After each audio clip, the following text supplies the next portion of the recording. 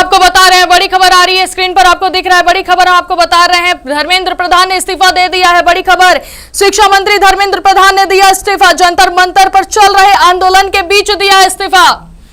बड़ी खबर हम आपको बता रहे हैं, दिल्ली से, जहां शिक्षा मंत्री धर्मेंद्र प्रधान ने इस्तीफा दे दिया है। जंतर मंतर पर चल रहे आंदोलन के बीच इस्तीफा दिया है। बड़ी खबर आपको बता रहे हैं, दिल्ली से, जहां पे शिक्षा मंत्री धर्मेंद्र प्रधान ने इस्तीफा दे दिया है। जंतर मंतर पर चल रहे आंदोलन के बीच उन्होंने इस्तीफा दिया। नीट पेपर लीक विवाद के बीच शिक्षा मंत्री का इस्तीफा।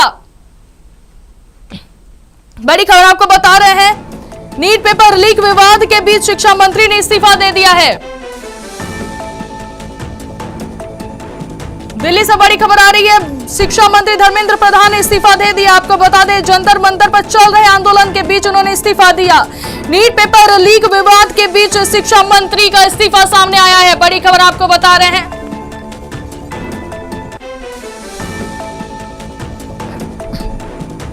बड़ी खबर आपको बता रहे हैं, दिल्ली से, जहां शिक्षा मंत्री धर्मेंद्र प्रधान के बीच ने इस्तीफा दे दिया है। जंतर मंतर पर चल रहे आंदोलन के बीच उन्होंने इस्तीफा दिया। आपको बता दें, नीट पेपर लीक मामले में उन्होंने इस्तीफा दिया है। बड़ी खबर आ रही है दिल्ली से, जहां पे शिक्षा मंत्री धर्मेंद्र प्रधान ने इस्तीफा दे दिया है। जंतर मंतर में चल रहे आंदोलन के बीच उन्होंने इस्तीफा दिया।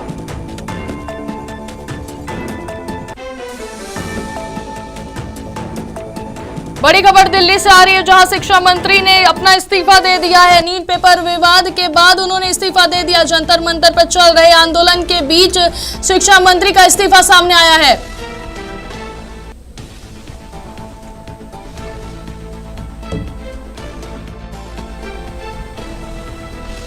जंतर मंतर पर चल रहे आंदोलन के बीच उन्होंने इस्तीफा दे दिया है। बड़ी खबर आपको बता रहे, नीट पेपर लीक विवाद के बीच शिक्षा मंत्री का इस्तीफा। इस पर अधिक जानकारी के लिए हमारे साथ मैनेजिंग एडिटर देवेंद्र कुशवाहा जुड़ चुके हैं। देवेंद्र जी, शिक्षा मंत्री का इस्तीफा आखिर सामने आ ही गया है। उन्होंने इस्तीफा दे दिया, नीट पेपर लीक विवाद के बाद उन्होंने अपना इस्तीफा दे दिया। इस पर क्या कुछ कहना है? देखिए नैनिका, जहां तक बात शिक्षा मंत्री, केंद्रीय शिक्षा मंत्री धर्मेंद्र प्रधान की थी, तो जो सीजेपी थी, कॉकरोच जनता पार्टी, इसने जब कल सरकार से मुलाकात हुई, जेपी नड्डा और जितेंद्र जी जो थे सरकार के बीच और सीजेपी के बीच जो कल वार्ता हुई थी, उससे लग रहा था कि वास्तव में अब दबाव बढ़ रहा है, सरकार इस दबाव को झेल नहीं पाएगी और ज्यादा दिन तक ये धर्मेंद्र प्रधान को अब सरकार पर ये भार लगने लगे थे, तो इनका जो त्यागपत्र था वो देना लाजमी था। धर्मेंद्र प्रधान ने इस्तीफा दे दिया है, तो एक तरह से ये कहा जा सकता है कि मामले का अब पटाक्षेप लग रहा है कि हो जाएगा। अब सवाल ये था कि कल जो बातें आई थी कि जो शिक्षा सचिव थे और कुछ और अधिकारी, उनको उस पद से हटा दिया गया था और वहां पर अब ये लग रहा था कि जल्दी ही धर्मेंद्र प्रधान त्यागपत्र दे देंगे। कॉकरोच जनता पार्टी ने भी ये कहा था कि जब तक धर्मेंद्र प्रधान यानी कि केंद्रीय शिक्षा मंत्री त्यागपत्र नहीं देते हैं, हमारा आंदोलन जारी रहेगा और बातचीत का कोई विशेष मतलब नहीं है। आज भी बातचीत होने वाला था, लेकिन धर्मेंद्र प्रधान ने पहले ही त्यागपत्र दे दिया। पेपर लीक मामले में जो ये बड़ी खबर आ रही है, इससे पूरा जो छात्र समाज था, जो भी हमारे देश के छात्र थे, उनको जरूर संतोष हुआ होगा कि उनकी मेहनत रंग लाई और वास्तव में 10 सालों में 152 पेपर लीक होना, एक तरह से कहा जा सकता है नैनिका कि ये छात्रों को बर्दाश्त से बाहर थी और इसीलिए वो काफी उत्तेजित थे। आपने जो बिहार में देखा कि जो प्रशासन उन पर वाटर कैनन का प्रयोग कर रहा था, उसको वो लोग एंजॉय भी करने लगे थे कि हाँ, अब सरकार जो कुछ भी करे, हम लोगों को बस एक ही टारगेट है कि अब धर्मेंद्र प्रधान वास्तव में इसे संभाल नहीं पा रहे हैं, ये विभाग संभाल नहीं पा रहे हैं और उनका इस्तीफा होना ही चाहिए। ज्यादा देर तक दबाव नहीं झेल पाई सरकार और उन्होंने त्याग पत्र दे दिया। ये बहुत अच्छी बात है, सीजेपी के लिए भी बहुत अच्छी बात है। विपक्ष भी सीजेपी के साथ था, हालांकि वो ज्यादा क्रेडिट नहीं ले पाया इस बात का कि धर्मेंद्र प्रधान के त्याग पत्र में उसका बहुत ज्यादा रोल है। लेकिन हाँ, विपक्ष भी जो सदन में जो चर्चा की बात थी उस पर यही कह रहा था कि चर्चा अब तभी होगी जब धर्मेंद्र प्रधान जो है त्याग पत्र दे देंगे। तो ये सारा जो माहौल था एक तरह से धर्मेंद्र प्रधान के बिल्कुल भी खिलाफ था और उनको त्याग पत्र देना ही था। आज नहीं देते तो कल जरूर देते, लेकिन तब तक जो प्रोटेस्ट था, जो आंदोलन था, वो चलता रहता। लेकिन इन्होंने जो इस त्याग पत्र दे दिया है, अब सरकार की सांस एक तरह से कह सकते हैं वापस आ गई है। अब जो इन्होंने कहा है कि मैंने अपनी जिम्मेदारी से मुंह नहीं मोड़ा है, ये चीजें हैं। युवाओं की आकांक्षाओं का हम सम्मान कर रहे हैं, तो वास्तव में सम्मान करना भी चाहिए, क्योंकि करीब करीब 22 जो छात्र हैं, करीब करीब 21 या 22 छात्र जो हैं पेपर लीक के मामले को लेकर आत्महत्या कर लिए थे। और जो बच्चे पढ़ रहे हैं ज्यादा ध्यान से और उन्हें उम्मीद है इस परीक्षाओं से, तो वास्तव में अगर जो पेपर लीक होता है तो वो ठगा ठगा सा महसूस करते हैं। और 10 सालों में 152 नीट के पेपर लीक हो जाना वास्तव में ये परीक्षाओं के पेपर लीक होना वास्तव में एक बड़ी बात है और इससे युवा आहत थे और इसके परिणाम स्वरूप उन्होंने मांग किया था कि धर्मेंद्र प्रधान त्याग पत्र दें और वास्तव में आज उन्होंने त्याग पत्र दे दिया। सोनम वांगचुक भी अपना अनशन यही इसीलिए तोड़े थे कि छात्रों की जो मांग है वो पूरी की जाए, और आज जो छात्रों की मांग है वो पूरी हो गई है। नैनिका, धर्मेंद्र प्रधान ने त्याग पत्र दे दिया है और ये सबसे बड़ी आज की खबर है पूरे देश के लिए, छात्रों के लिए ये कहा जा सकता है। नैनिका। अच्छा देवेंद्र जी, सीजेपी की मांग थी कि हमारे शिक्षा मंत्री इस्तीफा दे दें और छात्रों की भी मांग थी, पर इसके बाद अभी भी सवाल ये खड़ा होता है कि क्या उनके इस्तीफा के बाद भी इसकी क्या गारंटी है कि अब पेपर लीक नहीं होगा? देखिए, उसके लिए सख्त नियम बनाने की बात की जा रही है। उससे पहले ही प्रधानमंत्री नरेंद्र मोदी ने कहा है कि दोस्तों हम सख्त नियम बनाएंगे और तमाम तरह से लीक को रोकने का प्रयास किया जाएगा। तो अब देखना होगा कि कितना सख्त नियम बनाया जाता है और शिक्षा मंत्री के पद पर कौन आता है, ये देखने वाली बात है। और अब ये भी देखने वाली बात है कि जो नियम बदलेंगे वो कितने सख्त होंगे। तो अब सारा ध्यान जो है जो छात्रों का वो इस नियम पर रहेगा कि आखिर इसके लिए सजा के और क्या प्रावधान हो सकते हैं और कड़े कैसे हो सकते हैं, इसको कितने तरीके से गोपनीय रखा जा सकता है, गोपनीय रखने के लिए और क्या क्या करने होंगे, ये सारी चीजें देखनी होंगी। अब देखना ये होगा कि अब क्या कुछ और होने वाला है, कि अब नियम किस तरह से सख्त कड़े किए जाएंगे और इसमें लीक ना हो, और जो लीक होता है, जो लीकेज है, उसको किस तरह से ये लीकेज ना हो, कौन से उपाय किए जाएंगे, कौन से प्रावधान किए जाएंगे और पेपर बनाते समय क्या किया जाएगा, किस तरह से किया जाएगा कि ये ज्यादा से ज्यादा लोगों के जहन में न जाए। हमें लगता है कि सरकार अब इस पर पूरी तरह से अच्छी तरह से विचार करेगी और एक भी पेपर अगर जो लीक हुआ इसके बाद से नियम बनने के बाद, तो वास्तव में सरकार को भारी खामियाजा चुकाना पड़ेगा और ये जो खामियाजा है वास्तव में चुकाने में सरकार असमर्थ हो जाएगी। ये सबसे बड़ी बात है, उसको राजनीतिक रूप से काफी नुकसान होगा। इसलिए इस बात को ध्यान में रखते हुए सख्त से सख्त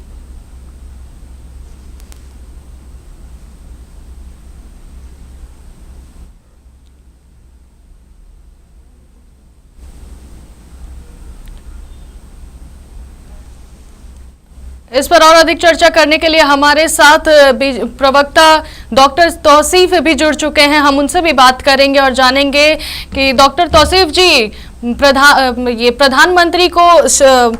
प्रधानमंत्री को धर्मेंद्र प्रधान ने अपना इस्तीफा सौंप दिया है और इसके बाद अब शायद सीजेपी और छात्रों का विवाद खत्म हो सकता है, इस पर आपकी क्या राय है?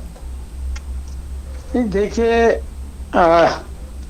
ये इस्तीफा जो है काफी देर में इन्होंने दिया। इतना बवाल, इतना बवंडर होने के बाद जाकर के दिया, और ये इस्तीफा उसकी जीत है जो हजारों लाखों की तादाद में पूरे देश के छात्र सड़क पे उतरे थे और प्रोटेस्ट किया, उनकी जीत है।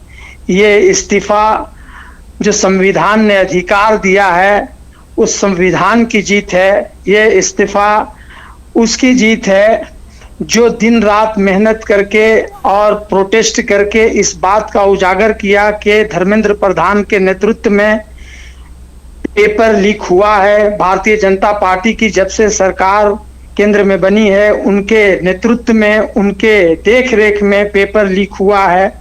तो ये उन तमाम छात्रों को दिल की गहराइयों से मैं मुबारकबाद देता हूं कि उन लोगों ने जो प्रोटेस्ट किया, आंदोलन किया, ये दिखा दिया कि किसी की भी तानाशाही नहीं चलेगी। इस देश में संविधान का राज चलेगा, ना कि भाजपा के फरमान का राज चलेगा। अच्छा तौसीफ जी, ये कांग्रेस के लिए बहुत बड़ी जीत है, जितने विपक्ष के हैं उनके लिए ये बहुत बड़ी जीत है। नहीं, ये सबकी जीत है, ये आपकी भी जीत है, ये मेरी भी जीत है, सभी की जीत है। ये देश संविधान से चलेगा, हठधर्मिता से नहीं चलेगा। वो केंद्र की सरकार जो दमनकारी सरकार है, सबको जो रौंदती हुई चली जा रही थी, इस बार छात्रों ने अपने ताकत दिखा करके ये बता दिया कि तुम्हारे फरमान से, भारतीय जनता पार्टी के फरमान से ये देश नहीं चलेगा, बल्कि ये देश डॉक्टर भीमराव अंबेडकर के दिए हुए संविधान से चलेगा।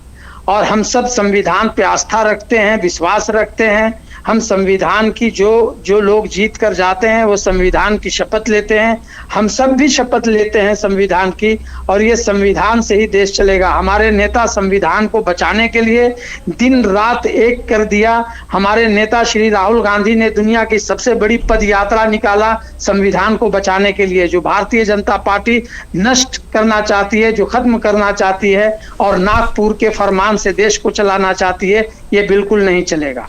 अच्छा तौसीफ जी, उन्होंने सोशल मीडिया पर साझा पत्र में उन्होंने ये कहा है कि छात्रों का भविष्य किसी भी विवाद से ऊपर नहीं है।